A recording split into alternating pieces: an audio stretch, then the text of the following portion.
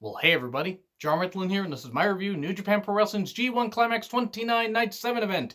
Yes, I apologize for not having this up sooner. Unfortunately, I slept in, went to work, and it was really busy at work. I could not watch it there, so I had to watch the entire thing once I got home.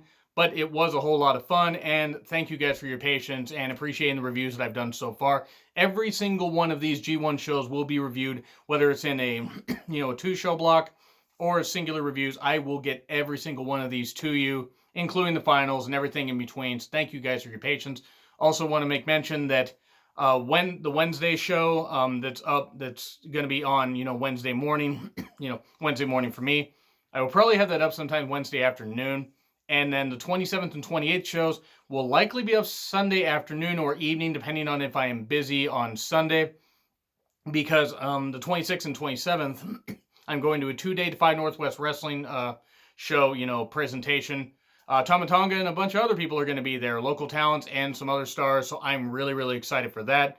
And I also work on the 27th, so unfortunately I will be unable to review that one, so it's just going to be a two-show block, and possibly if I'm unable to get to it before Monday, I may just include the Tuesday show on the 30th and just make it a 3-show block. But regardless, you are going to get all these reviews. But anyway, let's get on with this because I really enjoyed this show. Now, the undercard matches are basic, but I did like how they set up some, potential future feuds, including one that started off. But we have Kevin Kelly, Rocky Romero, Chris Charlton on commentary, Jon Moxley and Shota Umino versus Juice Robinson and Yota Tsuji. This is all about Moxley and Juice tossing their respective tag partners out of the ring and going at it and literally fighting to the back.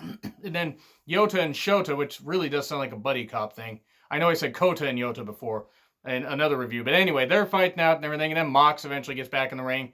Him and Shota do a little double teaming, and eventually Shota does tap out Yota to the Boston Crab. That was really nice.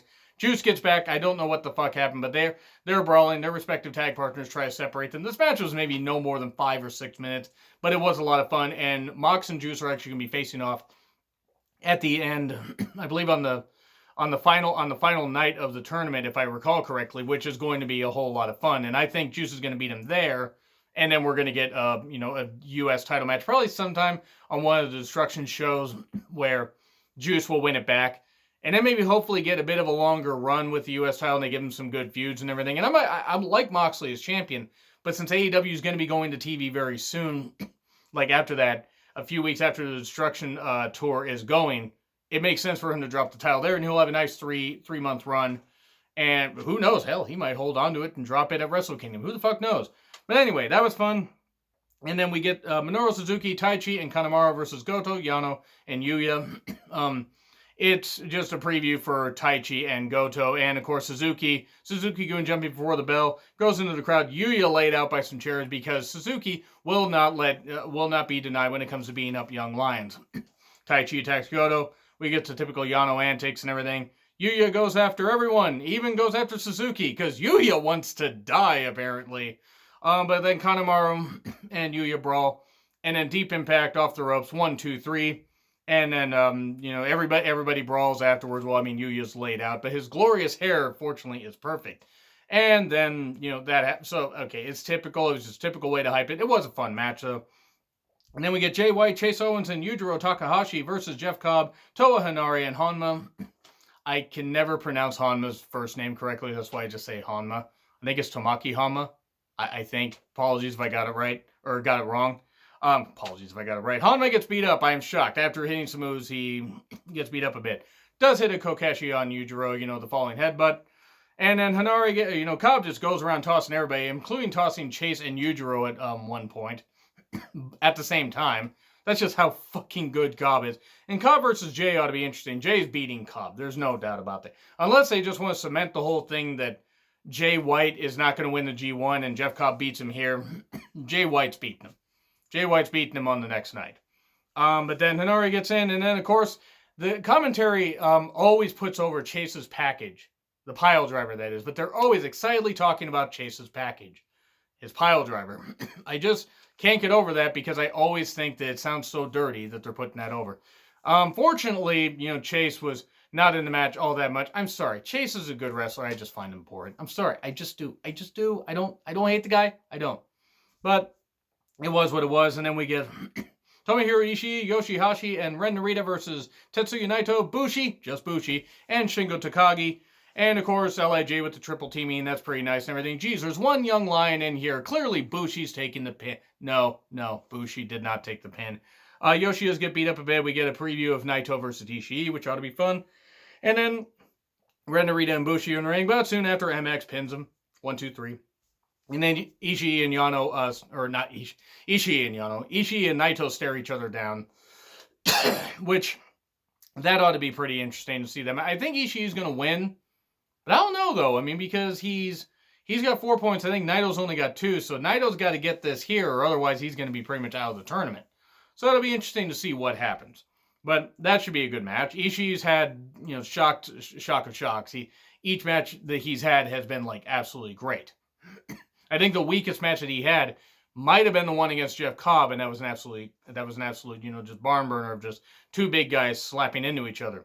That sounded a lot less dirty in my head. But now we get to Zack Sabre Jr. versus Bad Luck Fale. Chase at one point gets on commentary and says, "We're ready. We're going to storm Area 51." I don't think Chase could find Area 51 on a map if he was actually staring right at it. I don't even think he could find it on a map or if he was staring right in front of it. I know that sounds really, really mean. I'm not saying Chase is an idiot. I don't think he is. It's just, I'm not a fan of Chase. Can you tell? I really hope that no Chase Owens fans are watching them, all 2 of them. God, why? Chase Owens has done nothing to me. I just find him boring. God, I'm so mean. I wish him nothing but success. He's a good wrestler. But anyway, we then get Zack Sabre Jr. going for submissions. Fale using his power. We go into the crowd. Of course, actually, at one point just before that, Zack Sabre Jr. has him in the submission, Fale, and he keeps saying, "Ask him, ref, ask him," and I just kept channeling Jericho, just saying, "Ask him." But we go into the crowd. Zack Sabre Jr. gets a variation of a triangle choke while the count is still going, and about 13, he lets go. He runs back to the ring, and then Fale cannot quite get back to the ring before Zack Sabre Jr. gets the count-out win, which I think was the right call, because that way Zack Sabre Jr. gets 2 points, Fale doesn't look too weak, and the match doesn't go on too long because, sorry, Fale cannot carry a long match. And then we get Tanahashi versus Lance Archer. I honest to God thought they were going to actually have Lance Archer win here. With the way they were using him, I go, not that Tanahashi's yesterday's news, but I'm like, fuck, they've given Archer 2 wins, then he lost to Kenta. So I'm like, wonder what's going to happen. I mean, Tana won. I don't think that was really shocking, but Tana does attack the knee early, and then he hits some nice dives. Of course, then Archer comes back, hitting a chokeslam to Tanahashi on the apron, as we know is the hardest part of the ring. Then he hits a rolling senton off the ropes. That was, or rather, off the apron. Again, hardest part of the ring. That was pretty cool. Archer hushing the fans, yet the crowd was also split, and I thought that was pretty goddamn nice that the crowd was that split. That was pretty damn cool to hear Archer get that kind of reaction. And Tanahashi does focus on the knee, but he does get hit with the chokeslam for 2. We get some more near falls and everything, more big moves, and then a victory roll. 1, 2, 3. Tanahashi pins Lance Archer. Archer looks frustrated. I think Archer's still going to end up with at least 3 more victories, which I think is the right call. A nice singles push for him, and maybe him getting an ever openweight championship shot wouldn't hurt. He could take it from Ishii. I'd actually be totally fine with that. And then we get Kenta versus Evil. So, and by the way, I'm going to go over the A block points at the end of this, and I'm just going to trade off with every single review that I do and just go over the point totals. Even the double reviews, I'll just do the point totals there. But anyway, Kenta versus Evil. This is where things really started to pick up. Now, even Fale and Sabre Jr. wasn't that bad. This was great, though. Kenta mocking Evil. Hitting some moves and everything, but just kind of like being just a full-on dick heel. The Korakuen crowd's booing, getting much cheers from the crowd. Evil does come back, hitting, putting a chair over Kenta's throat and then hitting him with the chair. It's long, it's hard, it's gone, gross. And we go into the crowd. We go onto the stage right behind the announcers. The announcers, are like, really watching everything. All these chairs get piled up. Evil's like, "I'm going to do this." Nope. Evil gets suplexed onto him. Ow. That looked like it hurt. That looked like it hurt quite a bit. Back in the ring, Evil comes back. A nice double stomp from Kenta off the ropes. Strikes him, a big psycho knee, another psycho knee, but just 2. There were still some good moves, but then in the end, GTS, and I'm not sure if Evil was just like dead weight or something, but the way the GTS was hit, I'm like, oh, it didn't quite look right. I hope Evil's okay, Because that looked pretty fucking brutal. And I don't think it was a botch. It just looked really fucking brutal. Like maybe maybe Evil was like, knocked out or something like that. So hopefully he's going to be okay. That was good stuff though. I enjoyed that. And we get to, so Kenta is 4-0 in the G1. And then we get Sonata versus Ibushi. The handsome battle as the crowd calls it. Well, the crowd called it. The commentary called it. This was great. This was absolutely fucking everything you could want. Starts with groundwork. Gets quick to the air. The crowd was really split. Great agility exchanges from these guys. I mean, my God, this was such good. It was really good stuff. This is good shit, pal. And then we get a nice strike exchange, heavy kicks, a skull end reversals. Each guy tries for the skull end and everything. Ibushi goes for the Bomaye.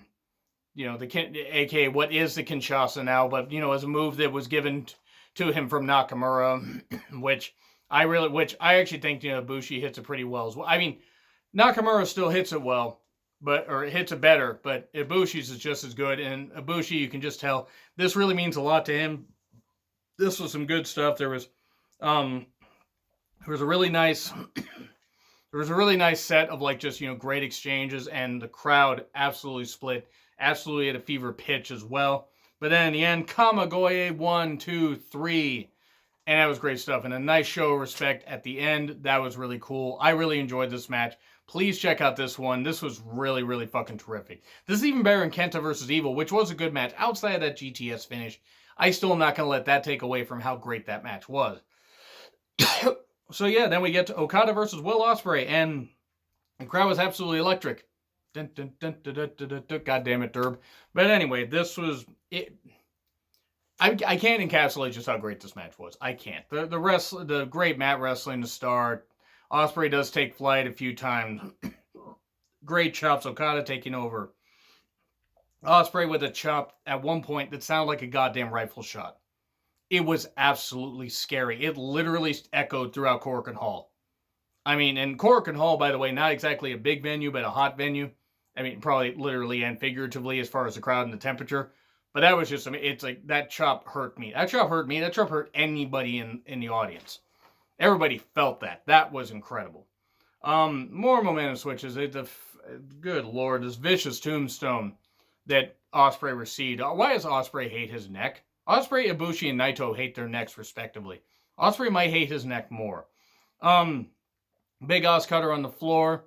And I honestly thought they got me. I thought that Ospreay was going to get the victory. I thought he was. Big ol' Os cutter for 2. Nope. Spanish fly out of a Rainmaker. Okada goes for the Rainmaker and then Spanish fly for 2. There were some great momentum switches and move switches and just reversals and all this shit. And eventually Stormbreaker. Ospreay tries for it, but nope. Goes into a Rainmaker. That was great. And then, there was still, Ospreay still had some life in him, but then spinning Rainmaker and then Rainmaker 1, 2, 3, and Okada remains perfect in the G1. If Okada wins, he gets to pick his opponent. I hope he picks Kota Ibushi if he manages to do that. I don't know what's going to happen. This was terrific, though. I'm going to say A-. Yeah, A-. And I'm going to say A- mainly for those last 3 matches.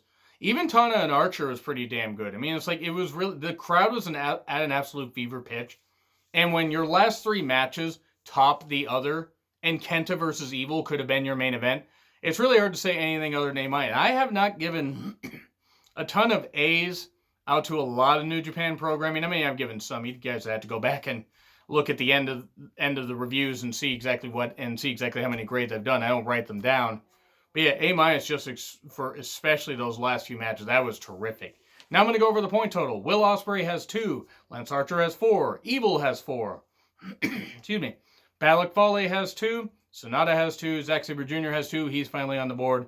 Kota Ibushi has 4. Kenta has 8.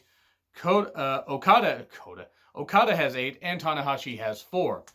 It's going to be very interesting to see if Okada and Kenta can face off at the end of the G1, which I don't know if that's going to happen or not. But they'll face off at some point. That's going to be the match that determines it. I hope that Okada is the one to win it, even though, Kenta winning it would be nice. I just don't. I don't know if they could get enough fans to be behind Kenta being, winning the block and possibly going to Wrestle Kingdom. I don't know. Maybe that's just me. But yeah, A- for sure, especially for those last 3 matches. Absolutely terrific. If I forget to put a poll up there, please let me know in the comments what you guys think. Like, share, subscribe. Twitter handle in the description. Reminder, the 24th, that review will be up Wednesday afternoon. 27th, 28th will be up sometime Sunday afternoon, or combined with the Tuesday show on the 30th. Anyway, I'll see you soon.